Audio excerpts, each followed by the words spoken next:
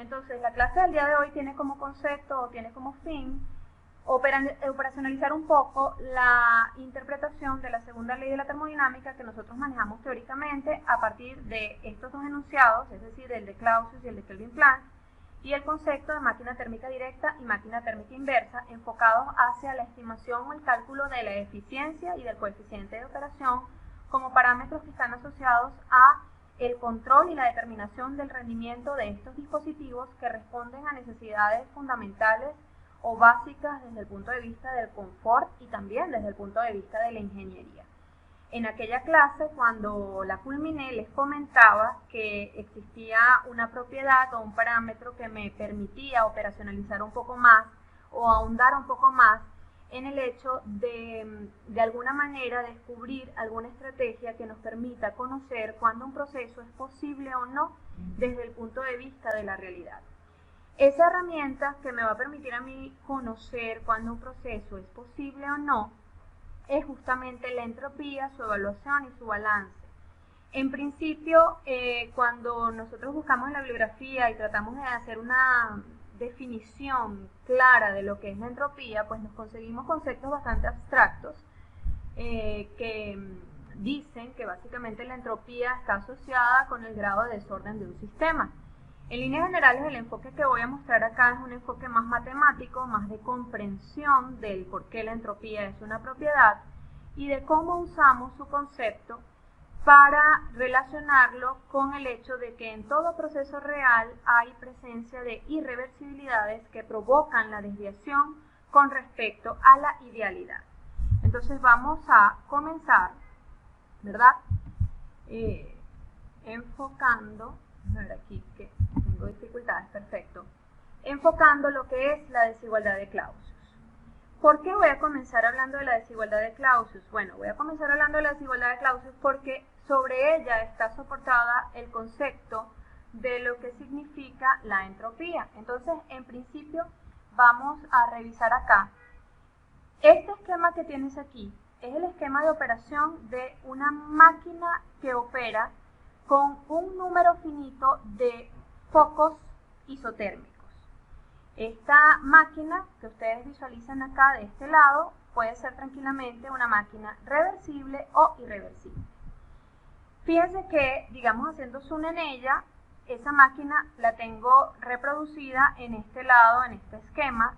Si la visualizo con claridad, me doy cuenta que hay infinitos focos calientes o isotérmicos desde A hasta N que me permiten la entrada de calor a un proceso cíclico y en consecuencia de ese proceso cíclico hay una salida de trabajo útil y por supuesto una remanencia de energía a razón de esos calores 2 que van también a infinitos focos isotérmicos que se pasean desde la Z hasta la P.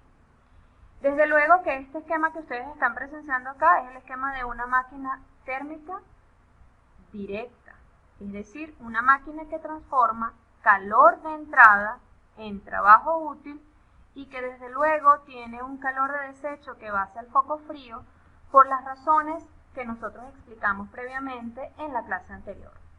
Entonces, vamos a suponer que los focos calientes, ¿verdad? ¿Cuáles son los focos calientes? Estos que están acá, ¿de acuerdo? Recuperan cantidades de calor aportadas, ¿verdad? A través de una serie de bombas de calor reversibles. ¿Cuáles son las bombas de calor reversibles? Pues estas que están indicadas acá, que visualizamos y que estoy reflejando con el puntero. Entonces, como decía, ese foco caliente recibe o repone calor proveniente ¿de dónde? De unas bombas de calor que son u operan en forma reversible. Estas bombas de calor reciben cantidades de Q sub 0, como lo visualizan acá en el diagrama, y por supuesto están interactuando a razón de un trabajo de entrada para alimentar a esos infinitos focos calientes que tenemos planteado allí desde A hasta N. Del mismo modo, pues vamos a suponer que de los focos fríos, ¿cuáles son los focos fríos? Los que van de P a Z, ¿verdad? a través de esos focos fríos, ¿verdad? Los tenemos acoplados, o esos focos fríos son capaces de entregar una cantidad de calor a una serie de máquinas térmicas directas auxiliares, que son estas que estoy señalando acá con el puntero. ¿Bien? Desde luego que esas máquinas térmicas auxiliares están generando una cierta cantidad de trabajo y la remanencia de energía la están enviando ¿hacia dónde? La están enviando hacia ese único foco AT0 o ese único foco frío AT0. T0, por supuesto que puede ser cualquier temperatura, siempre y cuando sea menor que cualquiera de las temperaturas de los focos fríos de la máquina térmica original. ¿Qué es lo que vamos a hacer con este dispositivo tan particular o tan peculiar? Bueno, vamos a revisar lo que tenemos a continuación. A partir de la interpretación de este sistema, tenemos una verdad sobre la cual vamos a trabajar, que es la desigualdad de Clausius. ¿Qué es lo que dice la desigualdad de Clausius? Dice lo siguiente: cuando un sistema recorre un ciclo, la integral cíclica de las cantidades infinitesimales de calor entre T es 0 cuando el ciclo es reversible y será negativo si el ciclo fuera irreversible. Es decir, que de forma general, esa sumatoria de esas cantidades infinitesimales de calor entre T siempre será menor o igual a 0. La intención de este dispositivo que estoy mostrando acá es demostrar que este precepto, que se llama desigualdad de Clausius, es cierto. Para ello, entonces, perdonen que está un poquito mal animada, la voy a reflejar por completo. Entonces, ¿qué es lo que vamos a hacer? Vamos a calcular en principio el trabajo neto realizado por la máquina original. ¿Cuál es la máquina original? La que tiene los infinitos focos calientes y los infinitos focos fríos. Si nosotros queremos saber cuál es el trabajo neto, o sea, esta flecha negrita que está acá, que genera este dispositivo, que es la máquina térmica original, que puede ser reversible o irreversible, pues ese trabajo lo podemos estimar ¿de qué manera? Con la diferencia de los calores sub 1 menos los calores sub 2. Entonces observemos aquí la ecuación. Ese trabajo neto será la sumatoria de A hasta N de los Q sub 1 menos la sumatoria de P hasta Z de los Q sub 2. De esa manera pudiéramos estimar este vector que está acá, que es el trabajo generado por ese dispositivo, que es la máquina térmica original con la cual estoy trabajando. Adicionalmente, el trabajo aportado por las máquinas térmicas auxiliares o las máquinas de potencia auxiliares, que cuáles son las que tienes acá en la parte inferior, podría ser estimado de la siguiente forma: la diferencia entre los Q sub 2 y los Q sub 0. En ese sentido, entonces, ese trabajo total de esas infinitas máquinas con las cuales yo estoy trabajando será la diferencia de P a Z de esos Q sub 2 menos esos Q sub 0. Adicionalmente, podemos determinar el trabajo aportado a las bombas de calor auxiliares. ¿Cuáles son las bombas de calor auxiliares? Las que tienes acá en la parte superior, observemos, las estoy reflejando 3 en el diagrama. Si aplicamos el primer principio, entonces ese trabajo asociado a las bombas, que es su trabajo de consumo, será la diferencia entre los Q sub 1 y los Q sub 0. ¿De dónde hasta dónde? Desde A hasta N, como lo visualizo aquí en la expresión. Como ustedes observan, la máquina global, ¿verdad?, realiza un proceso cíclico que intercambia calor exclusivamente con un solo foco. ¿Cuál es ese único foco? El foco que está planteado acá en la parte inferior a temperatura T sub 0. Aplicando entonces la segunda ley de la termodinámica a través del enunciado de Kelvin-Planck, yo puedo decir que el trabajo neto debería ser negativo en este dispositivo. ¿Cómo calculo el trabajo neto en este dispositivo? Todo lo generado menos lo consumido. Lo generado está reflejado en lo que visualizas acá entre corchetes, es decir, lo que se genera en la máquina original más lo que se genera en las máquinas de potencia auxiliares, y lo consumido tiene relación con lo que está asociado al funcionamiento de las bombas de calor reversibles, es decir, lo que está aquí entre corchetes. ¿Por qué la sumatoria de estos trabajos va a ser menor o igual a 0? Bueno, porque básicamente este dispositivo es un dispositivo que contraviene el comportamiento de lo que refiere al enunciado de Kelvin Planck, es decir, estoy teniendo, entre comillas, una máquina térmica que opera con un solo foco y que, entre comillas, es capaz de generar un trabajo neto. Naturalmente, entonces, la forma de digerir matemáticamente lo que dice el enunciado de Kelvin Planck está expresado a razón de esta desigualdad. Dicho de otra manera, la sumatoria del trabajo generado menos el consumido ha de ser menor o igual a 0, puesto que esta máquina está violando el comportamiento asociado al enunciado de Kelvin Planck. En ese sentido, entonces, puedo visualizar aquí varias cosas importantes. Veamos lo siguiente. Vamos a resolver esta suma algebraica de calores. Si nosotros resolvemos esta suma algebraica de calores, tenemos que el Q sub 2 de PAZ se anula entre sí, e igualmente el Q sub 1 de AN se anula entre sí. En consecuencia, haciendo la sumatoria algebraica de las interacciones de energía, que está relacionada con el trabajo neto generado por este dispositivo, que es un dispositivo que viola el enunciado de Kelvin Planck, ¿verdad?, quedará expresado como la sumatoria de Q sub 0 de AN menos la sumatoria de los Q sub 0 de PAZ. Por supuesto, menor o igual que 0 por las razones que acabé de explicar hace un minuto. ¿Qué es lo que me interesa a mí? Bueno, me interesa expresar a estos Q sub 0 en función de los colores sub 1 y sub 2 y las respectivas temperaturas, tanto del foco caliente como del foco frío. En ese sentido, entonces, vamos a tomar una consideración. ¿Cuál es esa consideración? Una que tiene que ver con la estimación de eficiencia en un dispositivo reversible. ¿Y por qué en un dispositivo reversible? Por lo siguiente.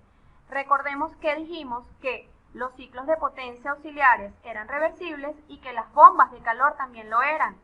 Si el sistema opera de forma reversible, dicho de otra forma, de una forma más clásica, si el proceso cíclico opera de forma reversible, entonces el cociente de calores será exactamente igual al cociente de las temperaturas que intervienen en el sistema. Dicho de otra forma, Q1 entre Q0 será igual a T1 entre T0 y Q2 entre Q0 será igual a T2 entre T0. ¿De dónde sale esto? Esto lo evaluamos nosotros en la clase anterior cuando analizábamos el comportamiento de la eficiencia máxima posible que podía tener un ciclo de generación de potencia, o dicho de otra forma, el ciclo de Carnot. En consecuencia, entonces, lo que hemos hecho aquí, la transición de esta ecuación que estás mirando en la parte superior a esta sobre la cual se está paseando el puntero, es simplemente la sustitución de los Q sub 0 de hasta n en función de Q1, T1 y T0, como se visualiza en esta parte de la ecuación, y paralelamente de P a Z estoy haciendo la sustitución del Q sub 0 por el Q2, T2 y T0 respectivamente acá. ¿De acuerdo? De aquí en adelante lo que hago es dividir a toda esta expresión entre el T0 y me queda sencillamente la sumatoria de las cantidades Q entre T y Q entre T para foco caliente y para foco frío. Dicho de otra manera, yo puedo reescribir esta ecuación como la sumatoria sobre el proceso cíclico al cual nos referimos hace unos minutos de las cantidades infinitesimales de calor entre las temperaturas del foco caliente o del foco frío, según esos calores sean ganancias o pérdidas en el ciclo. Dicho de otra manera, entonces, haciendo la interpretación de una máquina térmica que viola el enunciado de Kelvin Planck, o a través del concepto del enunciado de Kelvin Planck, podemos demostrar que efectivamente la integral cíclica de esas cantidades infinitesimales de calor entre temperatura será siempre menor a igual que 0, es decir, la desigualdad de Clausius es una verdad, es una realidad que nosotros acabamos de demostrar con este esquema de una máquina térmica principal que puede trabajar en condiciones reversibles o no, y de una serie de máquinas térmicas auxiliares reversibles y bombas de calor que deben ser necesariamente reversibles. Este es el punto de partida para definir lo que es la entropía.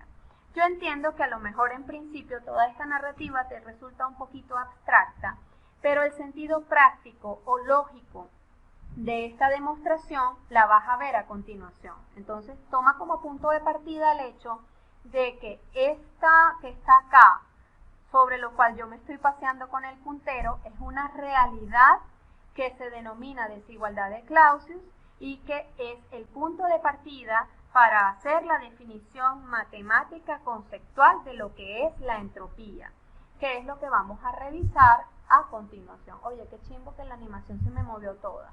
Bueno, vamos a revisar aquí. Fíjense lo que tenemos. Ojo, recomiendo como estrategia lo siguiente. Tú vas a ver esta película ahorita y luego es necesario que una vez que yo suba en YouTube el video, copies las ecuaciones. O sea, hagas el ejercicio de por lo menos estructurar cuáles son las ecuaciones o modelos matemáticos fundamentales que te van a servir para este curso y para Termo 2, Dios mediante. Para definir entropía me voy a ayudar del modelo que estoy visualizando acá. Déjame ponerme el puntero. Esto que tienes aquí son un estado 1 y un estado 2, ¿verdad? Tenemos aquí en este estado 1 y en este estado 2 dos procesos cíclicos. Estos dos procesos cíclicos que yo voy a analizar y que voy a narrar a continuación son reversibles.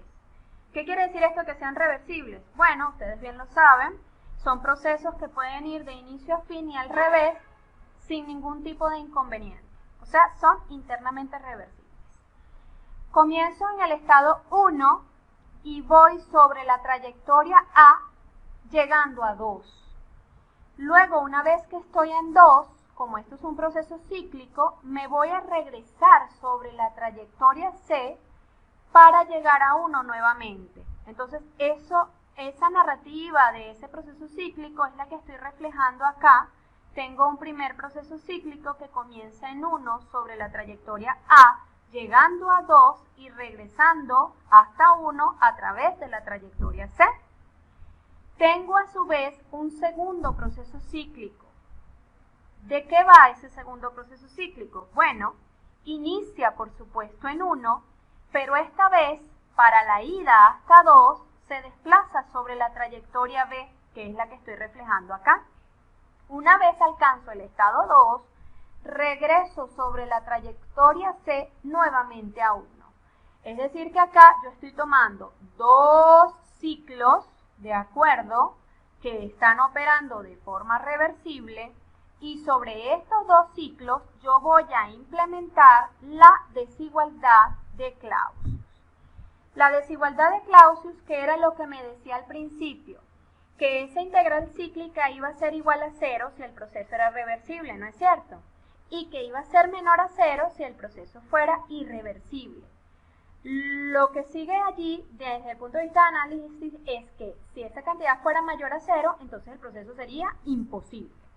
Básicamente, entonces, lo que voy a hacer a continuación es implementar la desigualdad de Clausius en la trayectoria de proceso 1A2C y paralelamente sobre la trayectoria de proceso 1B2C. ¿Cómo me queda? Veamos a continuación. ¿Qué dice la desigualdad? Bueno, la integral cíclica del proceso AC, que no es más que la sumatoria de todas esas cantidades infinitesimales de calor entre T, va a ser igual a todo lo que interactúa en trayectoria A más todo lo que interactúa en trayectoria C. Entonces, todos los calores que intercambié en la ida sobre la trayectoria A de 1 hasta 2, más todos los calores que intercambié en el regreso entre la temperatura de esa fuente caliente o fría, según sea el caso, en la trayectoria 2,1 sobre la línea C. Por supuesto que si los procesos son reversibles, entonces yo estoy trabajando por el lado de la igualdad en la desigualdad. Paralelamente, en el proceso 1B2C, implemento el mismo principio, es decir, implemento la desigualdad de Clausius. ¿Qué es esto? Sumo todos los calores en trayectoria B, proceso 1,2, ¿verdad? Aquí lo estoy reflejando, más el retorno, que será también sobre la trayectoria C.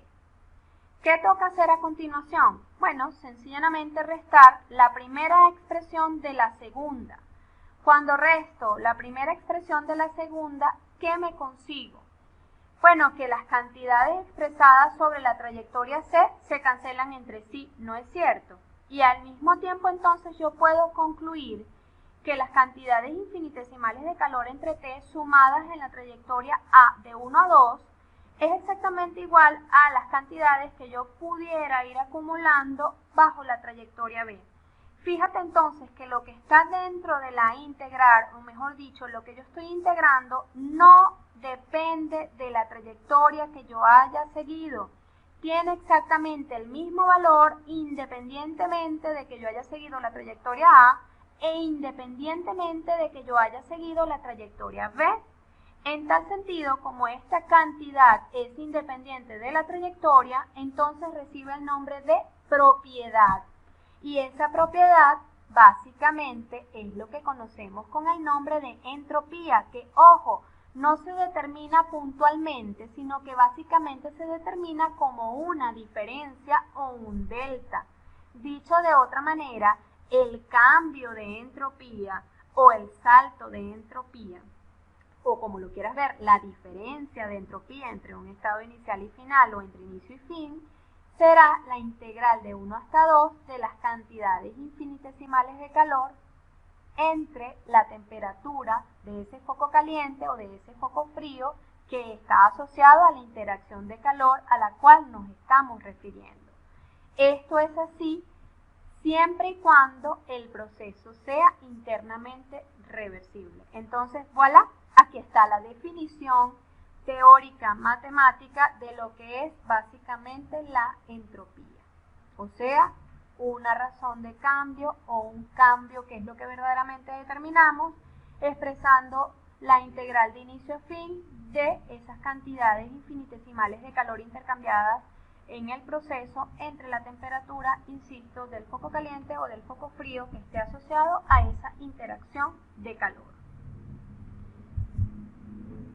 ¿Qué pasa? ¿Qué definición o qué concepto está detrás de lo que define la entropía? Bueno, fíjense acá que yo he reescrito la ecuación de forma diferencial. He dicho básicamente que esas cantidades infinitesimales de calor será igual a la temperatura por el cambio que sufra la entropía. ¿Por qué lo planteo de esta manera? Bueno, porque básicamente para nosotros es supremamente importante saber que cuando tenemos la función TS de un proceso o cuando podemos dibujar en un diagrama TS la trayectoria del proceso, yo básicamente lo que estoy consiguiendo en esa área bajo la curva es el calor transferido. Y esto es algo que comenté al final de la clase pasada cuando les mostré el diagrama TS en un ciclo de Carnot. Yo les decía en aquella oportunidad que lo iba a asomar o me iba a anticipar, previendo el hecho de que pues en una clase siguiente hablaríamos de ello, y les comentaba que era de vital importancia saber dibujar el diagrama TS porque nada más y nada menos que el área bajo la curva en un diagrama de esta naturaleza representaba el calor intercambiado entre el sistema y su entorno. Entonces para nosotros es importantísimo porque, por ejemplo, en un ciclo la diferencia entre el calor que entra y el calor que sale viene a representar el trabajo neto, es decir, que nosotros pudiéramos hacer un análisis o un enfoque gráfico de un proceso cíclico nada más a través del comportamiento de la temperatura y la entropía de mi sistema. Entonces la intención de esta lámina o de la información que tenemos acá es comprender que en un proceso internamente reversible el área bajo la curva viene a representar el calor intercambiado entre ese sistema y su entorno. Es para nosotros de vital importancia entonces, para nosotros en este instante, aprender a dibujar el diagrama TS y su representación y comprender físicamente cuáles son las magnitudes que se están representando allí. Bien, ¿qué tengo acá? Déjame terminar de poner la animación. Ups, ya va. Déjame terminar de poner la animación para que entendamos de qué estamos hablando. Esto que está acá es la variación de entropía en procesos irreversibles. En la lámina anterior yo hablé de la variación de entropía en procesos reversibles. ¿A quién es igual la variación de entropía en procesos reversibles? A la integral de inicio a fin de la cantidad infinitesimal de calor entre la temperatura. Dicho de otra forma, diferencial de S, ¿verdad? Es esas cantidades infinitesimales de calor entre T, cuando el proceso es reversible. ¿Qué va a pasar si el proceso es irreversible? Y aquí ahora sí estamos dando el salto. Hasta este punto en el curso, nosotros nosotros hemos trabajado con procesos absolutamente reversibles, o sea, procesos ideales. Entonces, ¿cómo hacemos para ajustar esa consideración de idealidad que nosotros tomamos en principio y ajustarlo a la realidad? ¿A través de qué parámetros nosotros podemos hacerlo? Esa es justamente la intención o la respuesta que me va a dar esta lámina. Entonces, veamos aquí. Se tienen dos procesos en los estados 1 y 2, ¿verdad? Tengo un proceso I que define una trayectoria irreversible y tengo un proceso R que define una trayectoria reversible. Como R define una trayectoria reversible, yo la puedo invertir y puedo estructurar un proceso cíclico que de ida vaya sobre I y de regreso venga sobre un proceso que yo llamo R barra, que es el proceso R revertido, es decir, no de 1 a 2, sino de 2 a 1. ¿De acuerdo? Entonces, vamos a tomar como punto de partida un proceso cíclico que va a comenzar en 1 sobre la trayectoria I para llegar a 2 y luego me voy a aprovechar del hecho de que R es reversible para regresar sobre esa trayectoria hasta 1 nuevamente. Eso es lo que está expresado acá. Entonces tenemos un proceso 1 que va sobre I hasta llegar a 2 y regresa sobre la trayectoria R barra, que ya expliqué qué significaba, para llegar nuevamente a 1. Sobre ese proceso cíclico vamos a volver a aplicar la desigualdad. ¿Por qué? Porque bueno, la desigualdad es la única herramienta que me va a permitir a mí hacer el análisis del comportamiento de esas interacciones de calor y de las temperaturas involucradas. Entonces, en este caso, simplemente voy a aplicar la desigualdad, que es lo que decía la integral cíclica de las cantidades infinitesimales de calor entre T es menor o igual a 0. Eso es lo que estoy haciendo acá. Entonces, por la ida, tengo la integral de 1 a 2 de las cantidades infinitesimales de calor entre T sobre la trayectoria I. Y por la venida, estoy sumando, fíjense, de 2 a 1, esas cantidades infinitesimales de calor entre T, que si yo tengo un tramo del proceso que es irreversible, pues naturalmente será menor a igual que 0. Ojo, para que esta desigualdad sea igual que 0, entonces la trayectoria de 1 a 2 tuvo que haber sido reversible. En consecuencia, si la trayectoria de 1 a 2 es reversible, entonces la trayectoria R barra es el negativo de esa trayectoria 1, 2. Entonces, a partir de este análisis, yo lo que estoy haciendo es sustituir a esta expresión de los calores intercambiados sobre la trayectoria R barra por los calores de 1 a 2 en trayectoria R. Dicho de otra forma, uno es el contrario del otro. O sea, el proceso llevado a cabo en trayectoria R barra de 2 a 1 de esas cantidades infinitesimales de calor entre T no es más que menos la integral de 1 a 2 de esas cantidades infinitesimales de calor entre T en la trayectoria R. Entonces, esta cantidad que está acá, yo la estoy sustituyendo por esta que está acá con el signo negativo y es lo que estás visualizando aquí en la parte inferior. ¿Qué es lo que va a pasar? Bueno, básicamente yo voy a trabajar la expresión. ¿Cómo la trabajamos? Pasé esto para el otro lado de la desigualdad, que es lo que estoy visualizando aquí. Es decir, que puedo llegar a la conclusión de que las cantidades infinitesimales de calor entre T en la trayectoria I de 1 a 2 va a ser menor o igual que esas cantidades sumadas de 1 a 2 bajo la trayectoria R. Esta desigualdad yo la puedo escribir de esta manera y es absolutamente equivalente. Entonces, escribiendo la desigualdad de esta manera, yo pregunto a la audiencia, esta cantidad de 1 a 2 de estas cantidades infinitesimales de calor entre T en la trayectoria reversible, ¿a quién es igual? ¿Me saben decir?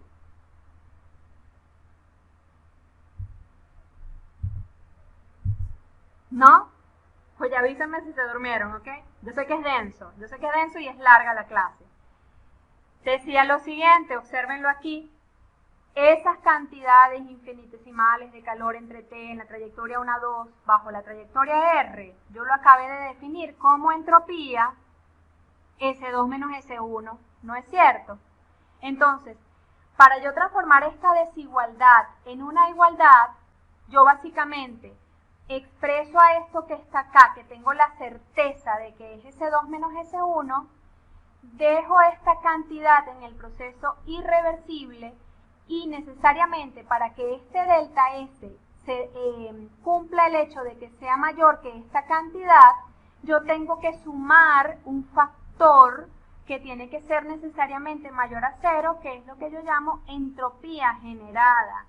Entonces, repito, aplicando la desigualdad en el proceso cíclico, definiendo la trayectoria de regreso como el R barra, yo consigo que el cambio de entropía para el proceso irreversible naturalmente será igual a esta cantidad sumada de una cantidad positiva que es la entropía generada. Esto que está aquí es la médula del concepto de principio de entropía. ¿Qué es lo que me dice el principio? Analícenlo un momento. Si esta cantidad es igual a 0, entonces el cambio de entropía es la integral de 1 a 2 de esto que está aquí adentro. Y esto que acabamos de ver entonces hace unos minutos dijimos que era válido para un proceso reversible. Entonces aquí lo estoy diciendo claramente. Cuando la entropía generada es igual a 0, entonces caigo sobre la definición de concepto de entropía que lo definimos para un proceso reversible y en consecuencia el proceso se comporta de esa manera. Cuando yo uso el término reversible, lo que les estoy diciendo a gritos es ideal. No hay irreversibilidades presentes en el ciclo. ¿Qué va a pasar si esta cantidad es mayor a 0? Si esta cantidad es mayor a 0, entonces se cumple el mayor de la desigualdad y en consecuencia el proceso es irreversible, o sea, el proceso es real desde la perspectiva nuestra de operación. Mientras que si esta cantidad que está aquí es menor a 0, entonces en consecuencia el proceso es imposible. ¿Por qué? Porque violó esta desigualdad que tiene su razón de ser en la lámina anterior, en la desigualdad de Clausius. Y naturalmente la desigualdad de Clausius es una verdad que nosotros acabamos de demostrar tomando como punto de partida el enunciado de Kelvin-Planck. Entonces, repito, para un proceso reversible, tapo aquí, el salto de entropía es la integral de inicio a fin de las cantidades infinitesimales de calor entre T. Para un proceso irreversible, esa cantidad que ya no está tapada tiene un valor necesariamente mayor que 0. Si esa cantidad llegase a ser menor que 0, significaría que la entropía se está consumiendo y eso viola la desigualdad de Clausius, que también está asociada a los enunciados teóricos de segunda ley que vimos en la clase anterior. Dicho de otra manera, todo proceso, para que ocurra desde la perspectiva de la realidad, debe tener un valor de entropía generado mayor a 0. ¿Por qué? Porque es que realmente todos los procesos son irreversibles y no reversibles como hasta ahora los habíamos asumido aquí. ¿Cómo vamos hasta ahora? Pueden abrir el micrófono si gustan hacerlo. Se vale que me digan que están confundidos o que no está claro o que al contrario fue clarísimo lo que se comentó aquí. Bueno, profe, ¿me está escuchando, no? Sí, claro, por supuesto. Ok. Yo entiendo básicamente, o sea, lo que es la teoría en general. Ok. Es que cuando tú vas de una trayectoria, de una trayectoria de 1 a 2, no importa cuál sea la trayectoria, siempre va a haber una pérdida, no sé si lo podría llamar así, Okay. Que va a ser la entropía. Correcto. De hecho, es imposible, como usted lo está diciendo, que yo haga un proceso o haga una trayectoria de 1 a 2 y no haya entropía Generando. perdida en el proceso. Digamos generándose. Generándose, Es pues. correcto, es correcto. Porque sería, la única manera sería que el proceso fuera reversible. Es decir, la entropía fuera igual a cero y entonces pueda volver yo al principio. O sea, te voy a corregir un poco. Eso es lo que entiendo generalmente. Sí, te voy a corregir un minuto. El salto de entropía, que es esto que está aquí, es exactamente igual a esto, poniendo cero esta cantidad sobre la cual está el puntero rojo o el láser, cuando el proceso es internamente reversible o cuando el proceso es reversible. O sea, en todo proceso reversible no se genera entropía. Todos los procesos hasta ahora que nosotros hemos manejado son reversibles. De hecho, cuando enfocábamos a lo mejor una turbina, yo les decía, la turbina opera isentrópicamente. Lo que les estaba diciendo básicamente es que no había asociada entropía generada en el proceso. ¿Qué ocurre? Trabajando sobre esta verdad que está acá, sobre la cual estoy paseando el puntero, ¿verdad? Para que se cumpla el mayor de la desigualdad, porque el igual ya lo estoy analizando, ¿verdad? Para que se cumpla el mayor de la desigualdad, necesario... Una pregunta. Dime. O sea, lo que Te escucho. Lo que hicimos anteriormente, todo radica en esa desigualdad. Así es. Así es. Fíjense que... Dime. ¿Me podría explicar esa desigualdad? O sea, ese resumen, eso... O sea, vamos a igualar las ideas. Nuevamente, ¿qué significa? Vamos a igualar las ideas de inicio a fin.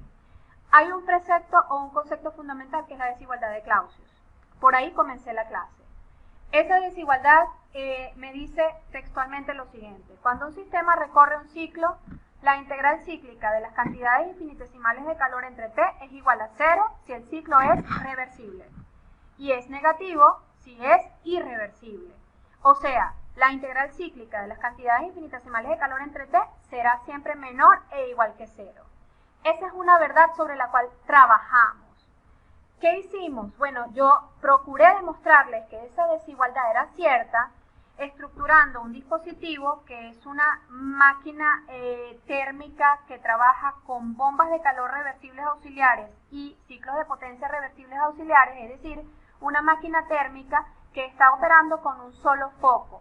¿Por qué la pongo a trabajar con un solo foco? Bueno, la pongo a violar el enunciado de Kelvin-Planck para poder decir que el trabajo neto de todos los dispositivos involucrados será menor o igual a 0. Ese es el punto de partida. A partir de allí, ustedes se fijan que lo que hicimos fue implementar primera ley en la máquina central y también en las máquinas auxiliares, léase las directas y las inversas que están involucradas. Y luego, básicamente, bueno, esa sumatoria caía en la conclusión de que efectivamente la sumatoria de todos los calores intercambiados en el proceso cíclico entre la temperatura, bien fuera de focos calientes o de focos fríos, según fuera el caso, tenía que ser menor o igual a 0. O sea, eso es una verdad, no podemos tener duda de eso. Agarrándome de esa verdad, que yo lo veo así como una especie de precepto, que es la desigualdad, yo definí lo que es la entropía. ¿Cómo lo hicimos? Bueno, lo hicimos a partir de dos procesos cíclicos que iban hacia un estado 2 por dos rutas diferentes, pero que regresaban por la misma. O sea, lo que estoy haciendo es un resumen de lo que hemos visto condensado para que terminen de ensamblar de lo que estamos hablando. Entonces, ¿qué ocurre? Lo que hicimos fue implementar esa desigualdad, que es una verdad absoluta para nosotros, en esos dos ciclos. Y nos percatamos o nos dimos cuenta de que como esos dos ciclos eran reversibles, la desigualdad en ese caso tenía que ser exactamente igual a 0. Sencillamente entonces restamos una ecuación de la otra y llegamos a la conclusión de que independientemente de la trayectoria que siguiera el proceso, fuera A o B, había una cantidad que está representada como la sumatoria de las cantidades infinitesimales de calor entre la temperatura, que se comporta de la misma manera, o sea, te da lo mismo independientemente de la ruta que sigas. Eso le da el carácter de propiedad, y esa propiedad es la que definimos con el nombre de entropía. Quiero hacer énfasis en el hecho de que la entropía no la calculo de manera puntual, sino que en realidad calculo un delta. De hecho, cuando yo hago lectura en tabla, lo que estoy leyendo es un delta con respecto a un punto de referencia que tiene mi tabla. Dirán ustedes, oye, ¿y eso no afecta a los fines de cálculo? No debería afectar demasiado. ¿Por qué razón? Porque generalmente cuando estamos haciendo los análisis o estamos implementando el primer y el segundo principio, trabajamos con diferencias. Y al haber diferencias, entonces el punto de referencia se cancela a lado y lado de las ecuaciones y no afecta apreciablemente los resultados. Retomando el tema entonces, como habíamos analizado el comportamiento en el proceso reversible, era necesario que cayéramos en el comportamiento del proceso irreversible. Y analizándolo caímos en esta conclusión tomando como punto de partida la desigualdad de Clausius. ¿Qué es lo que me dice esta conclusión? Bueno, que esta cantidad que está acá, que yo sé que es S2 menos S1, porque el proceso es reversible, ¿verdad? Cumple el lado del mayor de esta desigualdad si, solo si a esta cantidad, que es esta que está aquí, yo le sumo un término que necesariamente tiene que ser positivo. ¿Por qué tiene que ser positivo? Para que se cumpla el mayor. Porque si esta cantidad no es positiva, entonces yo violo esto que está aquí, que está concatenado con el principio de la clase que tenía que ver con la desigualdad de Clausius. Esta, digamos, es la lámina de mayor importancia hasta el momento que hemos visto en esta clase. ¿Por qué? Porque este es el punto de partida para yo reconocer cuando un proceso es posible o no. ¿Cómo sé yo cuando un proceso es posible o no? Dependiendo del valor de la entropía generada. Es decir, yo les puedo dar a ustedes cualquier invento. Les puedo decir, un ingeniero inventó un dispositivo que trabaja con tales o cuales condiciones. Determine si este proceso es posible desde la perspectiva de la realidad. ¿En qué vamos a pensar directamente? Vamos a pensar en la entropía generada. ¿Por qué? Porque la entropía generada es el parámetro que está anclado al hecho de si el proceso se puede o no llevar a cabo. Es decir, está asociado a las irreversibilidades que son las que provocan la desviación con respecto a la idealidad. Entonces, ¿qué tenemos acá? Bueno, digamos una conclusión importante. Cuando la entropía generada sea igual a 0, quiere decir que básicamente el proceso es reversible. O sea, caemos en la definición de entropía fundamental que demostramos nosotros más o menos en la lámina 3 de esta sesión de clase. Si la entropía generada es mayor a 0, el proceso es irreversible y cumplimos el lado del mayor de la igualdad, de la desigualdad, perdón. Pero si la entropía generada me da menor que 0, entonces a todas luces el proceso es imposible y ese invento hipotético al cual yo me estoy refiriendo en esta clase no se puede concretar desde la perspectiva de la realidad. O sea, que si yo soy un inventor y estoy creando algo desde el punto de vista de ingeniería, el filtro que me va a decir a mí si eso se puede o no es este principio que está acá, que es el principio de entropía generada o el principio de incremento de entropía. ¿Me siguieron hasta aquí más o menos? Sí, profe. Chévere, ok. Vamos a continuar, me excuso por las animaciones, funcionaba muy bien en un momento, no sé qué pasó al final. Redondeando un poco las ideas, ¿verdad? Pensemos un poco en los valores de entropía y cómo determinarlos. Ya lo vengo diciendo de manera reiterada, fíjense lo que planteo aquí. No existen valores absolutos de entropía, sino que esta se estima para cualquier estado tomando un valor de referencia en un estado arbitrario. Eso es lo que hacemos efectivamente cuando miramos en la tabla. De cualquier modo, en un proceso un proceso físico, el estado de referencia no es relevante tomando en cuenta que este se anula al calcular variaciones, que es lo que hacemos constantemente cuando analizamos térmicamente un proceso. A mí me interesa la determinación del cambio de entropía, porque la determinación del cambio de entropía está asociado con el parámetro azulito que dejamos en la lámina anterior, que se llama entropía generada. Como yo sé que sobre ese parámetro yo voy a poner la lupa a los fines de filtrar cuando un proceso es posible o no, entonces yo necesito repasar cómo es que leo o cómo es que determino la entropía. Entonces tenemos varias rutas. La primera ruta es las tablas de propiedades. Aquí ustedes se mueven como pez en el agua. Para sustancias típicas como agua, refrigerantes, amoníaco, etcétera, o sea, las sustancias típicas que nosotros hemos manejado hasta ahora en el curso y cuyas tablas ustedes tienen y dominan perfectamente, podemos hacer la determinación de entropía según sea el caso, pasando previamente por la ubicación en el domo termodinámico y luego la interpolación si fuera necesaria. O sea que ahí no hay ningún misterio. Determinar entropía a través de tablas es algo que ustedes saben hacer. Otra ruta para determinar entropía es, en algunos casos, la lectura directa en el diagrama TS, que ya expliqué qué significado tenía y eso no se me puede olvidar. Ojo, el área bajo la curva en el diagrama TS representa el calor intercambiado en el proceso, cuando este es, por supuesto, internamente reversible. Y paralelamente tenemos otro tipo de diagrama que vamos a ver un poquito más adelante en la siguiente clase, que es el diagrama de Mollier o el diagrama HS.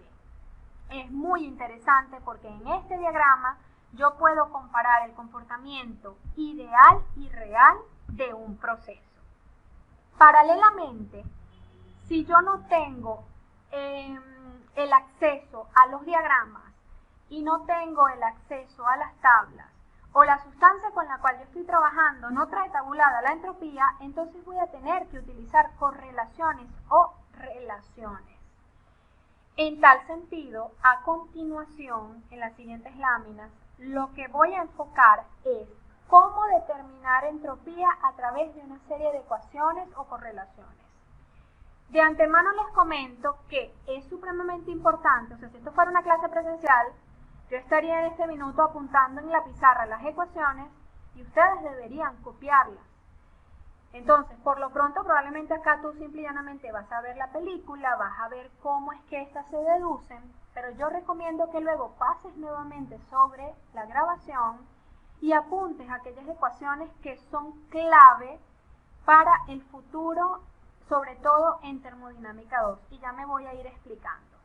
Entonces, lo que vamos a ver a continuación es, teniendo en cuenta que para poder determinar ese parámetro azulito yo necesito estimar el cambio de entropía, entonces voy a necesitar algunas correlaciones o ecuaciones que me permitan hallarlo, sobre todo fundamentalmente en el caso de manejo de gases. Entonces vamos a revisar. Acá tenemos las ecuaciones TdS. Vamos a tomar como punto de partida la aplicación de la primera ley de la termodinámica en un sistema compresible simple o sencillo. Un sistema compresible simple o sencillo es un sistema cilindro-émbolo, ¿ok? Como ese sistema cilindro-émbolo es un sistema cerrado, entonces lo que te estoy presentando en esta primera ecuación sobre la cual está colocado el láser o el puntero es la expresión de primera ley que ustedes conocen, pero de forma diferencial y a razón de las cantidades infinitesimales de calor y de trabajo intercambiados por el sistema. Esa es la primera ley que tú conoces, Q menos W igual delta U. Lo único es que la estoy expresando de forma diferencial. Entonces voy a tomar como punto de partida para la deducción de estas ecuaciones, como bien lo dice en la introducción, la aplicación del primer principio o de la primera ley de la termodinámica en un sistema compresible sencillo. Paralelamente, voy a utilizar en segunda instancia la definición de entropía, ¿verdad? ¿Qué es lo que me dice la definición de entropía? Bueno, el cambio de entropía es las cantidades infinitesimales de calor transferidos en el proceso internamente reversible entre la temperatura. Lo que hice fue reescribirla de una forma conveniente, pero esto es exactamente la misma definición de entropía a la que llegamos hace unos minuticos cuando hicimos el análisis de aplicación de la desigualdad de Clausius en los dos procesos cíclicos que iban por trayectorias diferentes y regresaban sobre la misma trayectoria del proceso. ¿Qué vamos a hacer acá? Fíjense, estas cantidades infinitesimales de calor yo las voy a sustituir en función del T por ds. ¿Por qué? Bueno, porque el norte de toda esta deducción es conseguir alguna expresión que me permita calcular esos saltos de entropía en función de otras propiedades a las cuales yo sí pueda tener acceso. Entonces, en esta ecuación que estoy visualizando acá abajo, ¿qué es lo que hice? Sustituía esas cantidades infinitesimales de calor por el TdS, por eso es que así se llaman las correlaciones, y ese trabajo o esas cantidades infinitesimales de trabajo las expresé, como esto es un sistema compresible, en función de P por dB. Esto tampoco es nada nuevo, esto ustedes los conocen del principio del curso. Básicamente entonces, lo que estás visualizando en el recuadro, ojo, de aquí para adelante todo lo que esté en un recuadro yo lo debería tener apuntado o lo debería tener en mi cuaderno cuaderno, lo deberé tener allí en mi ficha de ecuaciones básicas fundamentales de termodinámica, que son fundamentales, primordiales para el abordaje futuro de algunas aplicaciones o de muchas aplicaciones. Entonces acá, en esta ecuación que está en el recuadro, lo que he hecho es reorganizar. He pasado al P de B del otro lado de la expresión y me ha quedado que T por ds es igual a du más P por dB. Esta ecuación que está acá, así como la vemos, ¿verdad?, se llama relación de Gibbs y es la primera relación TdS. Así como la veo, ella está cruda, a lo mejor no la digiero bien, pero tiene lo necesario o lo que nos interesa desde la perspectiva del cambio de entropía, que sé que está asociado al comportamiento de la entropía generada en un proceso. O sea, no quiero que pierdas el norte en ningún momento a lo largo de esta explicación que vamos a ir abordando a continuación. Entonces, el norte de esta ecuación, de alguna forma, es despejar este cambio de entropía y luego hacer las integraciones necesarias para, por supuesto, conseguir SS2 menos S1. Esta es la primera relación TdS. ¿De dónde sale la segunda? Bueno, tomamos como punto de partida la definición de entalpía. Esa ecuación sobre la cual está colocado el puntero o el láser es la definición de entalpía. H es igual a U más P por B. ¿Qué es lo que voy a hacer? Bueno, simple y llanamente en el siguiente paso he derivado la expresión. Entonces me queda de H es igual a du más P por diferencial de B más B por diferencial de P. A continuación, entonces, esa función, ¿verdad?, que he sacado de la definición de entropía, voy a articular una operación matemática con respecto a la primera relación, restando una ecuación de la otra. Entonces revisamos. dH menos TdS, de este lado de la igualdad, va a ser igual a du, se cancela con du, ¿de acuerdo? P de B se cancela con P de B, y de este lado de la igualdad me queda solito el B por dP.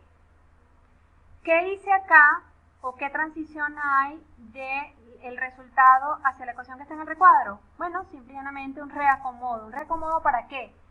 Para escribir la ecuación de la misma manera como escribí la primera relación. Entonces, ¿qué hicimos? TdS pasó del otro lado de la igualdad y B de P quedó restando al de H. Esta ecuación que está en recuadro tiene una estructura similar a la primera relación TdS, o sea, tú tienes la mente y el norte puesto sobre ese cambio de entropía y te das cuenta que está expresado en función de tal vez otras magnitudes o propiedades que tú pudieras determinar de una manera, digamos, más expedita o más sencilla. Estas dos relaciones son el punto de partida para el análisis o la determinación más bien analítica del cambio de entropía cuando no tengo a disposición ni los gráficos ni las tablas. ¿Qué vamos a hacer a continuación? Bueno, vamos a resolver las ecuaciones, vamos a ahondar en ellas para ver cómo me quedan esos delta S o SS2 menos SS1 a través de integración. Entonces, a continuación, revisemos. Esas dos ecuaciones yo las reescribí aquí ahora de forma específica. Fíjate que la S está pequeñita, la U está pequeñita, así también la B es específica. O sea que esta expresión está expresada por unidad de masa. Lo que estoy haciendo es reescribirlas por unidad de masa. Son exactamente las mismas ecuaciones que tienes atrás. ¿De acuerdo? ¿Qué voy a hacer? Bueno, voy a manipularlas un poquito. Entonces, el primer paso es, por supuesto, despejar ese ds sobre el cual nosotros tenemos la lupa puesta. En consecuencia, las dos ecuaciones se reescriben de esta manera. Perdonen aquí el signo negativo. ¿Ok? Simple y llanamente dividí entre t y luego, como bien les dije, el norte está enfocado hacia el manejo de gases. ¿Por qué? Ustedes en los ejercicios que desarrollaron el fin de semana y en su proceso de estudio para el parcial tienen que haber entrado a la tabla de gas ideal aire, ¿no es cierto? Y en esa tabla tienen que haber visualizado que aparece la temperatura, la entalpía y unas propiedades que, bueno, entre comillas no hemos comentado, que son el S supra 0, el PR y el B sub R. Para el gas ideal aire, por ejemplo, no está tabulada la entropía. Entonces, ¿cómo haríamos nosotros para determinar si un proceso es posible o no en una aplicación que tenga aire? Pues vamos a tener que usar las relaciones TdS que estoy mostrando acá. Entonces, por eso me concentro en los gases y les recuerdo que la ley de gases ideales reza que P por V es igual a R por T. La masa está contraída aquí en este V y el volumen geométrico está contraído aquí en este V, que es específico. Y paralelamente, para un gas ideal se cumple o sabemos que el cambio de entalpía o el dH es S sub P por dt y paralelamente el cambio de energía interna es S sub V por dt. Ustedes además también saben que existen unas relaciones de calores específicos, eso lo conversamos nosotros presencialmente en su momento. Entonces sabemos también que S sub P menos S sub V es igual a R y paralelamente S sub P entre S sub V es igual a K. Lo que hice con las dos expresiones, que son estas mismas, que son estas, e insisto, cuando vayas a copiar, pues corrige acá, te insisto que copies, es importante hacerlo. Voy a sustituir entonces al de U por el C sub V de T y al de H por el C sub P de T, lo estoy colocando acá. Y paralelamente, donde estaba P, yo lo sustituí por R por T entre B y me queda esto que está acá. Y donde estaba B, yo lo sustituí por R por T entre P y me queda esto que está acá. Estas dos expresiones te tienen que estar pareciendo más digeribles que estas que tienes aquí. Y por supuesto, para resolver estas dos expresiones, tengo necesariamente que integrar. La lámina a continuación se enfocará en la integración de estas dos ecuaciones, que son las mismas dos relaciones TdS, que nosotros dedujimos a partir de ¿qué cosa? A partir del primer principio analizado o visto desde un sistema compresible sencillo, la definición de entropía y la definición de entalpía. Ese es el punto de partida. A continuación, entonces lo que hacemos es integrar. Si integramos, entonces de la primera relación me queda lo siguiente. El cambio de entropía será la integral de 1 hasta 2 de C sub V diferencial de T entre T, más la integral de 1 a 2 de R por diferencial de B entre B. Esta integral que está acá nosotros la podemos resolver de manera directa y explícita. R sale, porque es una constante, sale de este operador, ¿verdad? Y luego la integral de 1 a 2 de diferencial de B entre B me queda expresada como el logaritmo neperiano de B2 entre B1. No terminé de hacer la integración con respecto a esto que está aquí adentro, porque ustedes bien saben que este C sub B es una función polinómica. Entonces sobre esto hay que hacer un análisis un poquito más detallado o hay que tomar unas decisiones que vamos a ver en la siguiente lámina. Paralelamente, con respecto a la segunda relación, tenemos lo siguiente. Igualmente sale del operador la constante R, que es específica para el gas con el cual yo estoy trabajando, y luego como producto de la integración y la evaluación en los límites 1 y 2, me queda el logaritmo neperiano de P2 entre P1. Naturalmente, ustedes bien saben que el C sub P es un polinomio, de hecho ustedes lo trabajaron en su momento y lo buscaron en tabla, es un polinomio que puede ser grado 3 o grado 4. Naturalmente, entonces, frente a esta realidad, yo tengo que tomar una decisión en torno a cómo se va a comportar el C sub P de acuerdo a la aplicación con la cual yo esté trabajando. Hasta este punto, entonces, tenemos dos herramientas fundamentales que me permiten estimar el cambio de entropía, ¿verdad? Cuando no tengo a disposición las tablas de propiedades ni los gráficos, a través de propiedades sencillas como lo son el volumen específico, la presión y por supuesto el C sub V y el C sub P, que debe ser técnicamente conocido tomando en consideración que se conozca el gas o el fluido con el cual se esté trabajando. Vamos a ahondar un poco entonces de qué manera vamos a enfocar la resolución de esta integral que está aquí o qué rutas posibles podemos tomar. ¿Bien? Entonces a continuación miramos lo siguiente. Hay varias rutas, para ser honesta. La primera es la ruta aproximada. ¿En qué consiste esta ruta aproximada? Consiste en considerar o suponer que el C sub P y el C sub V que están dentro de las integrales se comportan como constantes. Esta es una ruta sencilla, naturalmente. Si eso es así, Entonces me voy a regresar un momentico. Si eso es así, entonces C sub B sale de la integral y de igual manera ocurre con el C sub P. Y entonces sencillamente integro la función de t sobre t, que vendrá expresada en función de su solución como el logaritmo neperiano de t2 entre t1, que es lo que estás visualizando acá y acá de manera paralela. O sea, esto es la solución para la ecuación 1 y esta es la solución para la ecuación 2. Fíjate que estamos llegando al norte que definimos al principio, es decir, el cambio de entropía, que no olvides está relacionado de manera explícita con la entropía generada, que va a ser el parámetro que me va a permitir a mí saber cuándo el proceso es posible o no. Yo lo puedo determinar en función de las temperaturas y de los volúmenes específicos, y además de un valor C sub B y R que son constantes y que puedo hallar de una manera fácil o expedita.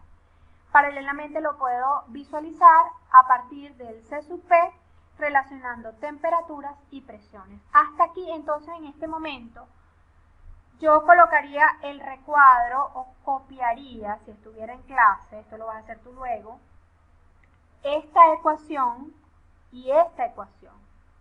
¿Qué significa esto? Bueno, que estas dos ecuaciones me permiten calcular el cambio de entropía para un gas si el C sub B y el C sub P se consideran como constantes. O dicho de otra manera, si estoy enfocando el tratamiento aproximado del cálculo o del proceso. Luego aquí a continuación yo les presento un análisis con respecto a qué ocurriría si el proceso es isoentrópico.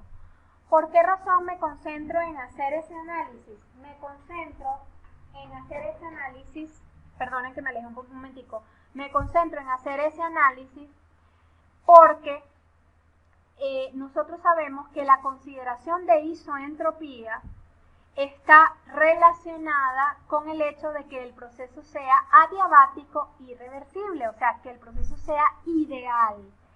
Entonces, como nosotros básicamente tomamos como punto de partida un proceso ideal y luego tratamos de ajustar a la realidad, entonces, pues básicamente me interesa analizar qué pasa con este modelo y qué pasa con este otro cuando la entropía se mantiene constante o no cambia. Entonces, cuando el proceso es isentrópico desde la ecuación 1, yo caigo en esta conclusión que ves aquí. Es decir, que el C sub B por el logaritmo neperiano de T2 entre T1 es igual a menos R por el logaritmo neperiano de B2 entre P1. De aquí para adelante, bueno, es sencillamente el manejo matemático de la ecuación.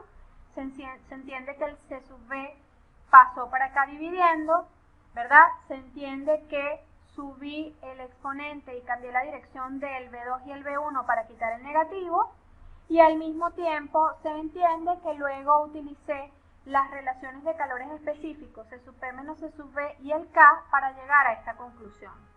Esta conclusión es importante, ¿por qué?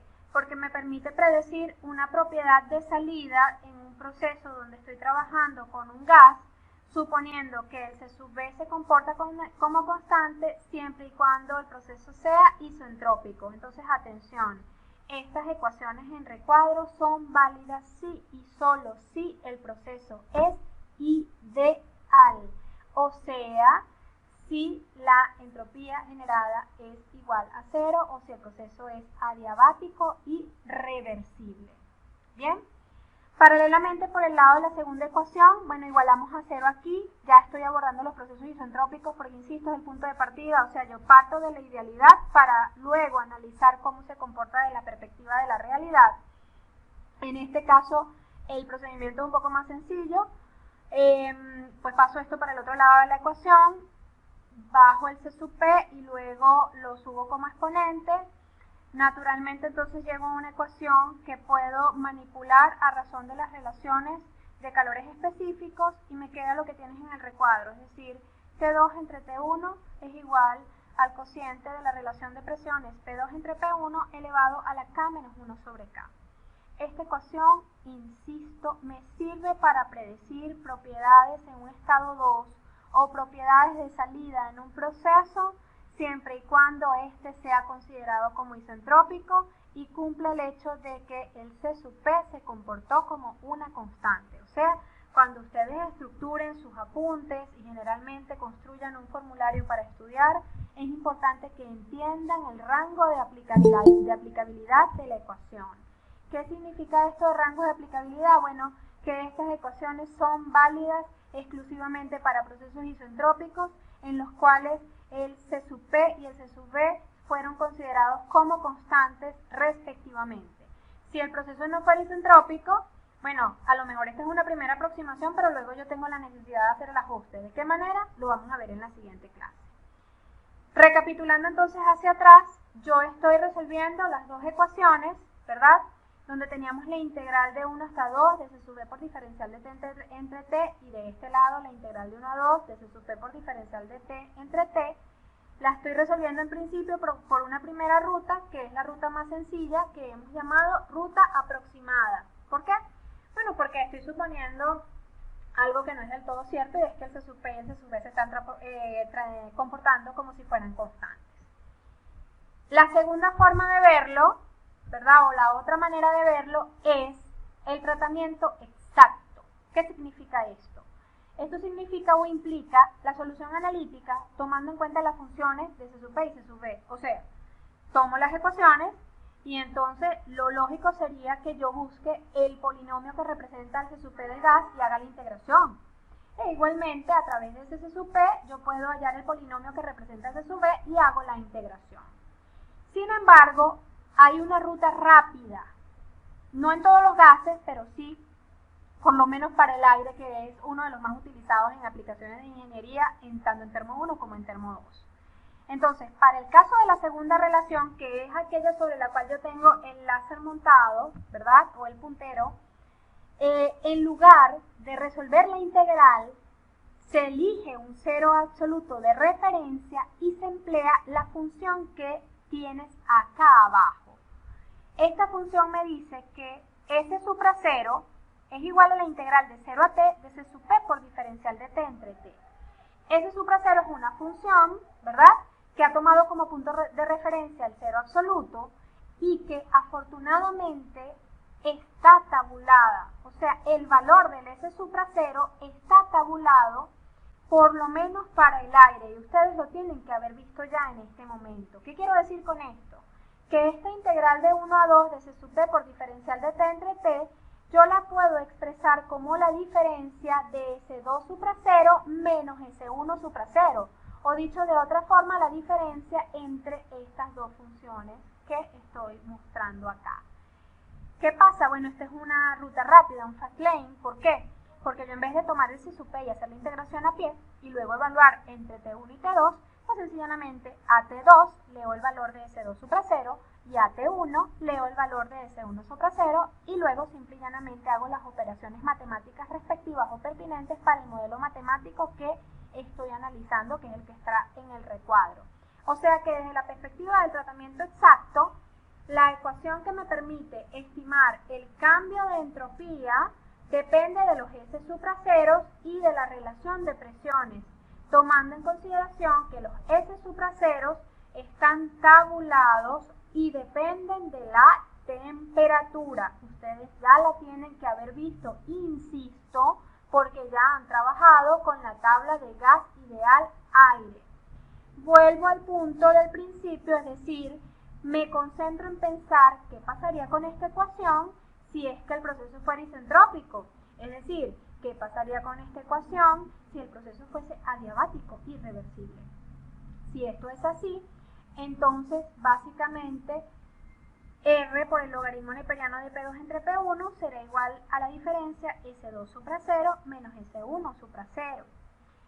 ¿Qué pasó de aquí en adelante? Bueno, estoy despejando el P2 entre P1. Pasé el R dividiendo y para quitar el neperiano me queda sencillamente la exponencial de S2 supra 0 menos S1 supra 0 entre R. Esto que está acá yo lo puedo reescribir de esta forma en modo de cociente. Y acá hay una definición importante.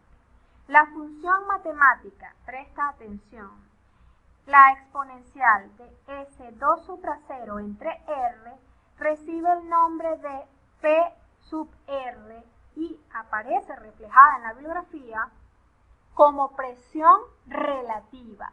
Entonces, este numerador yo lo expreso como PR2 y este denominador yo lo expreso como PR1.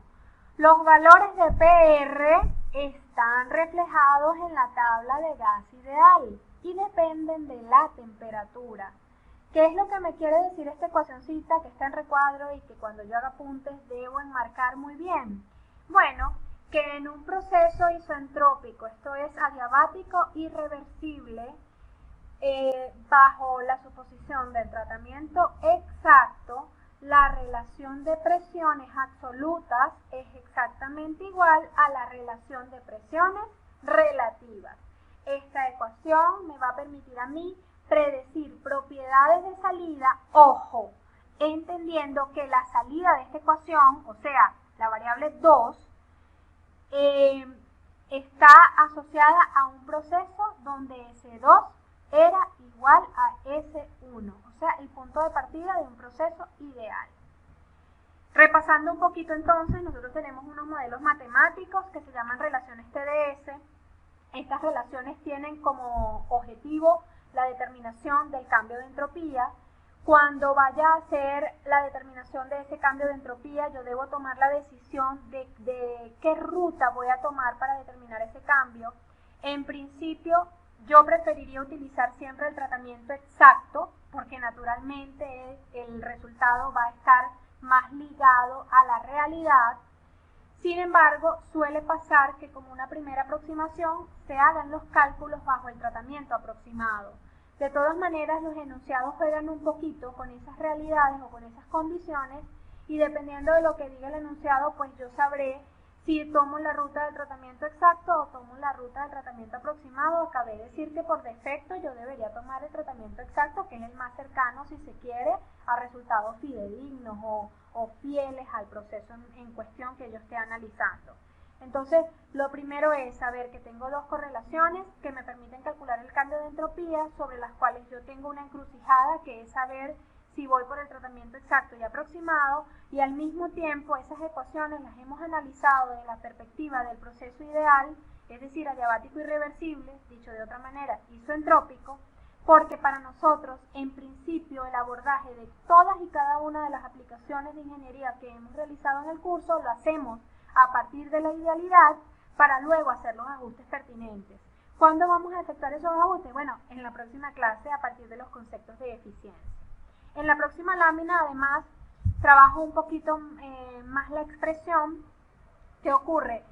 Bueno, típicamente trabajamos con relaciones de presiones, ¿verdad? Pero es muy común trabajar con relaciones de volúmenes, sobre todo en aplicaciones que tienen que ver con el funcionamiento de motores de combustión interna.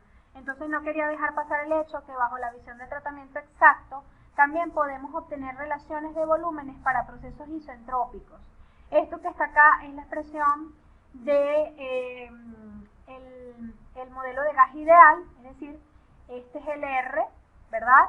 Que es P1 por B1 entre T1, por supuesto que se mantiene constante en inicio y fin, y aquí simple y llanamente lo que hago es manipular un poquito la expresión, la presento como B2 entre B1 igual a P1 por T2 entre P2 por T1, y luego, fíjense lo siguiente, como tengo a P1 entre P2, yo sé que P1 entre P2 lo puedo expresar como PR1 entre PR2. ¿De dónde sale esto? De la relación que obtuve en la lámina previa. Y luego de ahí hacia adelante lo que hago es trabajar un poquito la expresión para que me quede la salida arriba y la entrada abajo. Entonces me queda T2 entre PR2 en el numerador y T1 entre PR1 en el denominador. Dicho de otra manera, esta cantidad T entre PR2 recibe el nombre de volumen específico relativo y también aparece en las tablas de gases ideales, y T1 entre PR1 recibe el nombre de volumen específico relativo, que es lo que visualizas aquí en la parte inferior. Digamos que, redondeando un poco las ideas, la intención de la clase era definir lo que es la entropía, entender que la entropía es la integral de inicio a fin de las cantidades infinitesimales de calor entre T, comprender además que en un proceso que es real, esa cantidad va a ser igual a esas cantidades infinitesimales de calor sumadas de un parámetro que nosotros denominamos entropía generada. Entender que en función de la desigualdad de Clausius, porque es de allí de donde sale todo lo que demostramos al principio, surge la idea de que la entropía generada tiene que ser mayor que cero para que el proceso sea irreversible y tiene que ser igual a cero si es que el proceso fuera reversible. El caso en que la entropía generada sea menor que cero cae en un proceso imposible desde la perspectiva de la realidad. Es decir, que ese principio de incremento de entropía que asomamos allí es la herramienta fundamental para diagnosticar cuándo un proceso es posible o imposible a través de una herramienta que veremos en el siguiente encuentro, que se llama balance de entropía. Por supuesto que el punto de partida para el balance de entropía es este principio que acabamos de ver hace unos minutos. Entendiendo entonces que el cálculo o la estimación de esa entropía generada dependerá del cambio de entropía, esto es del S2 menos el S1, hay que tomar en consideración cómo determinar esas variaciones. Entonces, la determinación de esas variaciones pasa en principio por la lectura en tabla o el manejo de las propiedades termodinámicas, cuestión que ustedes ya conocen y saben hacer perfectamente, el manejo de los gráficos que voy a mostrar también en la clase siguiente, y desde luego el manejo de unas ecuaciones o correlaciones que tienen mucho sentido de aplicación o de aplicabilidad cuando estamos trabajando con gases, como es el caso de las relaciones TdS. Según lo que acabamos de ver hace unos minutos, entendemos que hay dos relaciones TdS. La primera es la relación de Gibbs, que surge del primer principio o de la aplicación del primer principio en un sistema compresible sencillo y de la definición de entropía, y la segunda ecuación que surge de la definición de entalpía en cuestión. Entendemos que el cambio de entropía entonces dependerá de la resolución de una ecuación diferencial que naturalmente pasa por la integración, y en función de esa integración tengo que elegir la ruta que voy a seguir, si es el tratamiento exacto o es el tratamiento aproximado. Cuando hablo de tratamiento aproximado me refiero a que C sub P y el C sub B se comportan como constantes y salen de la integral, entonces la resolución es bastante sencilla, sin ninguna complicación. Por supuesto, allí también analizamos el hecho de que los procesos sean isoentrópicos. Ya ustedes entienden a qué refiere esto de la isoentropía desde la perspectiva de la idealidad. Y al mismo tiempo tenemos esa ruta que refiere al tratamiento exacto, que nos lleva a unas nuevas propiedades que no conocíamos, que son propiedades que tienen sentido matemático, ¿verdad? Que en este caso son la S supra 0, que es la integral de 0 a t de C sub P por diferencial de t entre t, y además la presión relativa y el volumen específico relativo que hemos venido definiendo en estas últimas dos láminas. Digamos que de esta forma cerramos el andamiaje teórico que reviste el concepto de entropía y su utilización y la comprensión de que en un proceso real la entropía tenderá a crecer.